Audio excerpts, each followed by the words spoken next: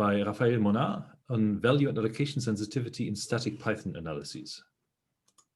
Hi everyone, thank you for being here. This work is about an experimental evaluation of value and allocation sensitivity in static Python analysis. I'm Raphael Monard, and this is joint work with Abdelraouf Wadjaout and Antoine Minet. You can find the slides of this talk as well as additional resources on my website. So, we focus on analyzing Python programs because it's one of the most popular programming language these days. It ranks second most used language on GitHub just after JavaScript. From a PL perspective, Python is an object-oriented dynamic programming language, meaning that it has dynamic typing, so you don't have to check variable types before running the program, and actually one variable may have different types during the program runtime. You can also, as a user, redefine the behavior of most operators in custom classes, so you can change the behavior of the addition, of field accesses and index accesses and that kind of thing. You also have introspection operators allowing you to affect the control flow of programs by looking at the type or the structure of an object. You also have self-modification capabilities, meaning you can add or remove attributes dynamically to an object. And you, of course, have this eval statement. And here we're interested in performing static analysis of Python programs. And this is based on a previous work that was focusing on sound type analysis by abstract interpretation and published into this year's ECOOP. And the goal of this analysis is to detect all potential runtime errors. In Python, runtime errors are encode exceptions raising to the top level. And this is difficult for two things. The first is establishing a sound approximation of the semantics is difficult because Python is not standardized, so you have to hunt for the semantics in the documentation and the interpreter's code. And then, since users can override the behaviors of most operators, you also have to take that into account to your semantics. And then, supporting a decent language and library subset is difficult because the language and the library are really big. And this also entails that being able to analyze real-world programs is really difficult. And so we've implemented this analysis into MOPSA, which is a static analysis framework being developed in our team. And the goal of this framework is to ease the development of static analysis by providing modular, reusable domains that you can then combine at your will as a user to define your own analysis. An example of this modularity is that MOPSA is able to analyze subsets of the C and the Python programming languages, and they share the same domain which performs the fixed point computation for loop analysis. In today's talk, we'll be interested in looking at three different research questions. The first is, what's the difference between a type or a value analysis experimental loop? So what's the cost of adding the value sensitivity, and how much precision do we gain from that? The second is, so Python is object-oriented, and we use a heap abstraction, which is called the Recency abstraction.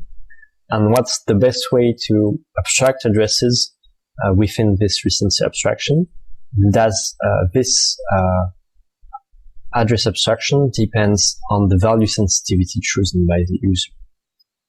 And finally, is abstract garbage collection worth enabling in our setting? So, we'll first see how the type and value analysis work on a small example before moving on to the experimental evaluation. In both, type and value analysis work by induction and the syntax, and they're context and flow sensitive.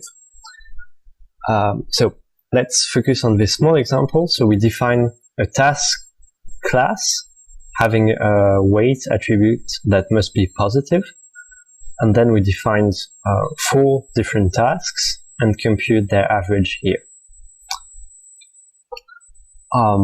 So when we call task of 2, the initialization method will be called. And since we only know that, since we're doing a type analysis, we only know that weight is an integer, and we don't know that weight is positive, we have to raise a potential value error here. And actually, we have to raise 4 potential value errors because they also may happen in the subsequent task creations. So at the end of line 6, what we know is L is a list of tasks, and all these tasks have a weight attribute, which is an integer in our case. Then if we continue the analysis, we're able to infer that I and M are integers. And when we're performing this L of I weight access, we have to raise a potential out-of-bounds index error exception because we don't know anything about the length of the list nor the range of I, so this may access something that is out of the list for the analysis. But then we don't have to raise a potential attribute error on weight because we know that if the list access is valid, then we'll have a task which has an integer weight, so that's fine. And at line 10, we have to raise 2 more false alarms. The first one is that since we are doing a type analysis, we don't know the length of the list, so we don't know if the for loop here will be executed. And if that's not the case, I may be undefined, and this will raise a name error. And we also have to take into account a potential division by 0 error. So let's now see how the value analysis would work on the same example. So the value analysis is implemented as a refinement of the type analysis. This means that, for example, during the assignment at line 4 in the call to task of 2, the type analysis infers that self.weight is an integer, and then it will dispatch the statement to the interval domain that will perform the same thing in the value analysis part.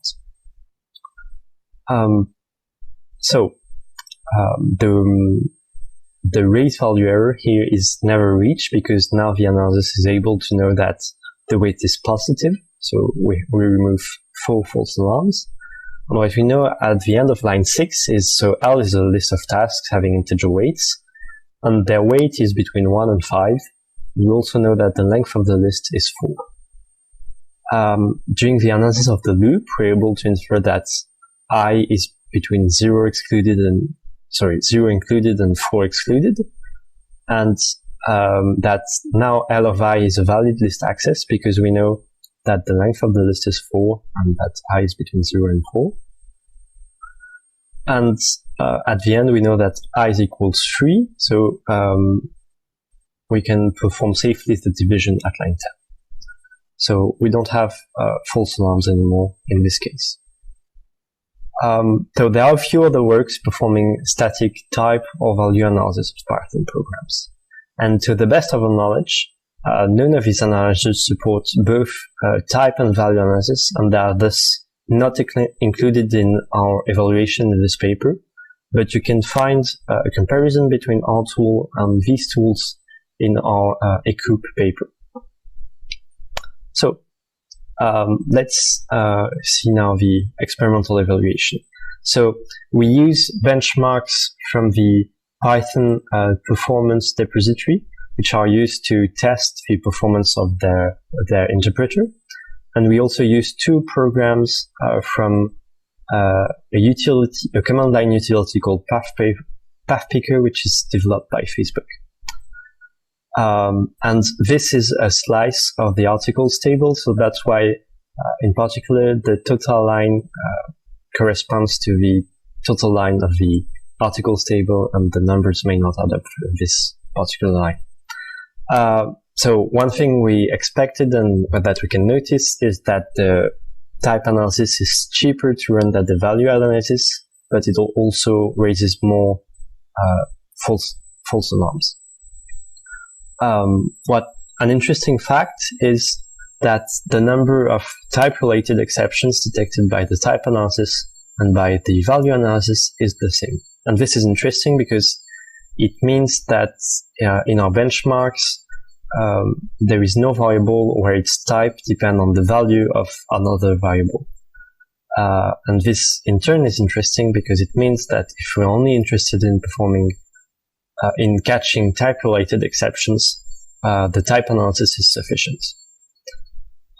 Another interesting thing to notice is that so index errors are the number of potential index errors, false alarms here, is divided by 10 when we perform the value analysis, because we now know the length of the lists and numerical invariance, so we're able to rule out a lot of false alarms. So in conclusion, for this part, the value analysis doesn't remove false types alarm. It significantly reduces the number of index errors, and it's around 3 times costlier than the type analysis. Okay, let's switch to the recency abstraction. So the goal of the recency abstraction is to allow a precise analysis of object initialization, assuming this happens just after the allocation of an object. And this precision is usually achieved by keeping 2 abstract addresses per allocation site. So you'll keep, on the one hand, you'll have the most recent address corresponding to 1 concrete address where you can perform strong updates. And on the other hand, you'll have the older addresses which will be summarized into 1 abstract address. And we'll see on the next slide how splitting the most recent address from the other ones keep the analysis precise. And during the evaluation we've done of the type analysis, we figured out that objects of the same type could use the same abstract address without losing too much precision and gaining some memory usage.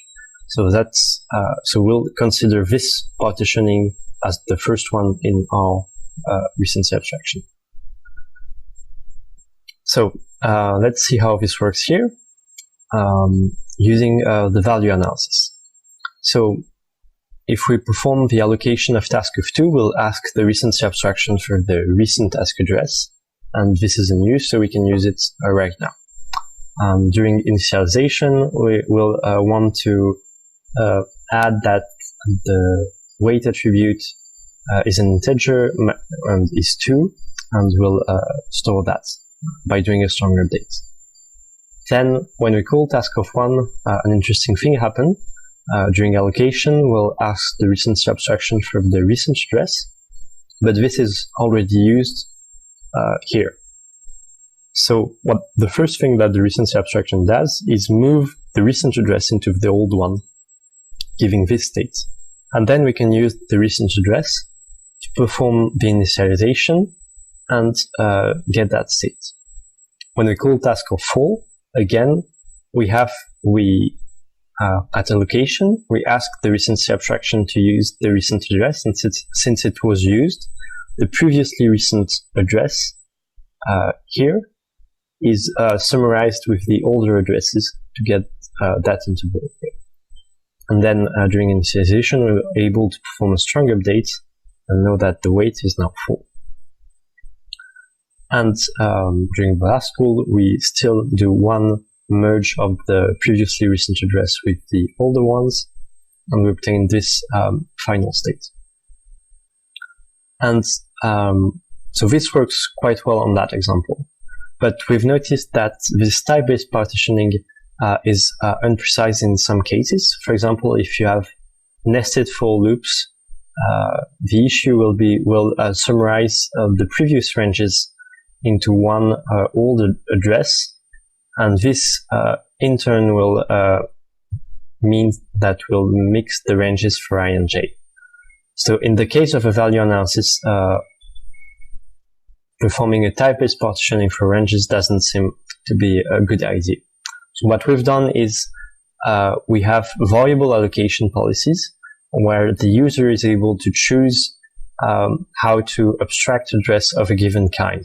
So if you only perform type-based partitioning or type and location-based partitioning, and you can find more details about this in our paper. So let's see what. So we'll compare the 2 kinds of partitioning in our experimental evaluation. So as you can see, in some cases, such as chaos or Richards, performing the type-only partitioning is extremely beneficial from a computational cost point of view, but usually type and location partitioning is a bit more precise than performing type-only partitioning.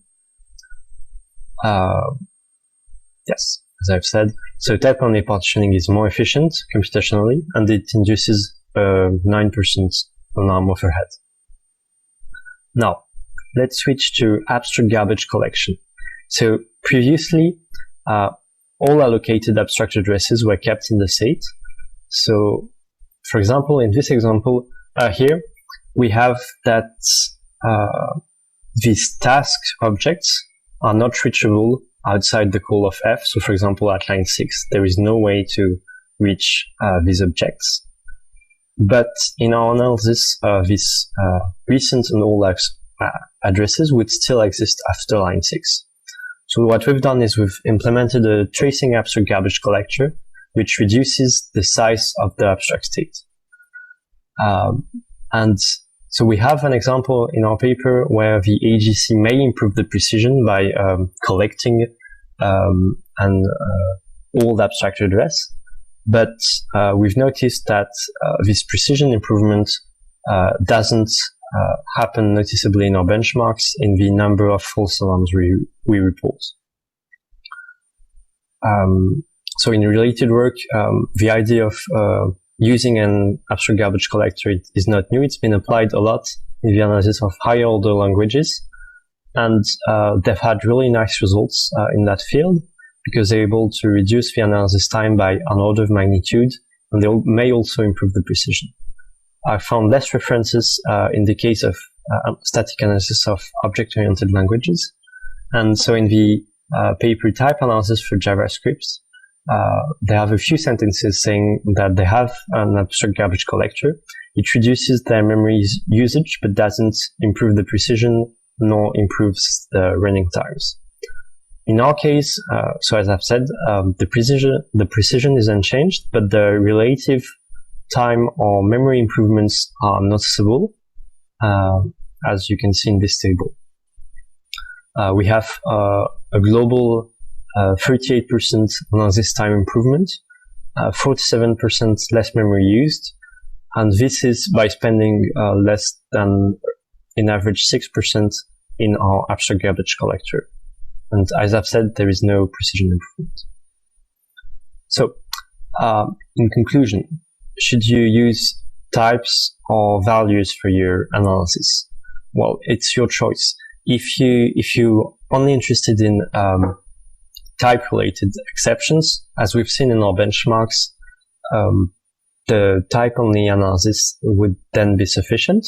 But if you're interested in catching a wider ranges of exceptions, then the value analysis would be more interesting. We've seen various allocation policies for the recency abstraction, which may depend on the type or the location site. And we've seen that choosing the allocation policy also depends on if you're performing a type analysis or value analysis, if you want to have the best results possible. And abstract garbage collection is a no-brainer. You should just enable it, and it's really beneficial to have. In future work, it would be interesting to have dynamic allocation policies.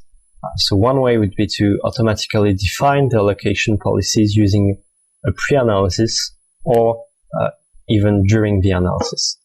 And another thing would be being able to scale to more realistic Python applications and check that the results we've obtained in these small benchmarks still applies in the case of bigger programs.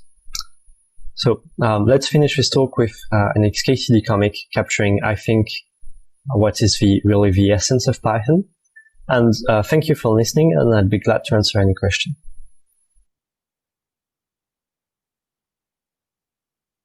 Thank you very much. Now let's switch over to video discussions. There we go. Raphael, can you hear me? Yes, can you hear me as well? Excellent. So let's see.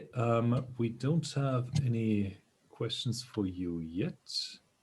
I'm seeing some editing happening, so we may see one in a moment. But yes, for now, perhaps, what do you currently see as the main challenges to scaling your analysis further? It's a really good question. I think I have two main challenges. The first is being able to analyze functions modularly in order to be able to reuse the analysis we've done for one function and to scale to bigger programs. And about bigger programs, the biggest issue we have right now is supporting the standard library, which is really big. So one thing we've done is we use type annotations provided from a project called the Typeshed project. But so these are useful for the type analysis, but less useful for the value analysis. So these type annotations, how far do they extend? And did you find them useful for all of your benchmarks, or did they only apply to the benchmarks that were actually annotated? So they provide annotation for most of the standard library, and they're quite useful. The biggest complaint we have about them is they don't annotate the exceptions a method may raise, and this is so this reduces our soundness guarantee in our analysis when we're using these type annotations. And we're currently working on trying to sidestep these annotations and analyze ourselves the standard library. But the issue is some parts are written in C. So yeah. Yes, that is, of course, a common problem, these analyses. Now, we have our first question here from Alan Cox, who says, this seems like a nice system. Are you going to release it anytime soon? Oh, soon is a good answer. We don't have a definitive release date yet because we'd like to finish some things about the interface of the overall analyzer, as well as providing a bit of documentation. And we haven't had the time to do all that yet, but it should be public really soon. And if you send us an email, maybe we can give you access to the prototype, which is not really well documented right now, but should be documented in a few weeks. Thank you. The next question comes from Tesla Zhang at Penn State University. Why aren't you doing type-based and location-based analyses at the same time? Could they conflict? So I'm not sure I understand what's a location-based. Oh, so sorry, the location-based partitioning. So we're doing we're doing both the type-based and location-based partitioning for ranges, for example, in the value analysis. This helps us gain precision, and but they're merged together. We cannot separate them. I see. So you run them as separate passes independently of each other and then merge the results. No, really so this partitioning is done by the Recency abstraction, and so we use both the type information and the location information, and there's no way to, and they're not performed in separate analysis. Okay, thank you. Same person asking again, have you thought about using this framework and doing type inference on Python programs? Yes, so that was the focus of our ECOOP paper. You can find it on my website if you're interested. So that was the first step. And we're doing some kind of type inference. We're also interested in alias analysis, and our end goal is to detect runtime errors, as I've said, but we're performing type inference in some sense. Mm-hmm. Thank you. I think we have, well, technically we have a good amount of time for questions, but I will ask one more from Mehdi Bouazis. I don't know the affiliation. Could you use Mopsa's C analyzer to infer specs for the standard lib? So that's what I'm currently working on. Oh, okay.